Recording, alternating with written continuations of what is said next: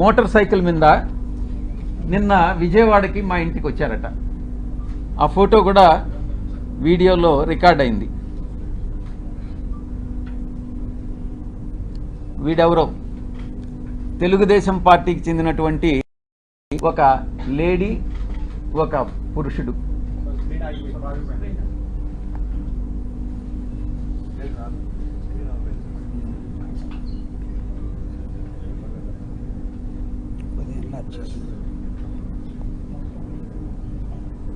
వీళ్ళు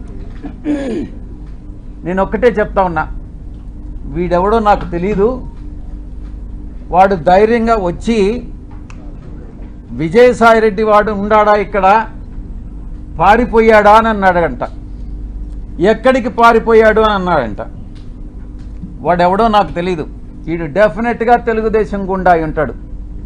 ఆ గుండా వెనుక ఒక అమ్మాయిని కూడా తీసుకొచ్చాడు. నేను ఒక్కటే చెప్తా ఉన్నా, ఎవరైనా కూడా, నేను ఈరోజు ఇక్కడ వచ్చాను, నాకేం సెక్యూరిటీ లేదే, ఏ ఒక్క పోలీసు నా దగ్గరికి రాలేదే, నాకు పర్సనల్ సెక్యూరిటీ కూడా లేదే, నేను ధైర్యంగా వచ్చా. వీడెవడో టైం చెప్పి నువ్వు పొలాని దగ్గరికి రా అని చెప్తే ధైర్యంగా నేను ఒక్కడనే వెళ్తా.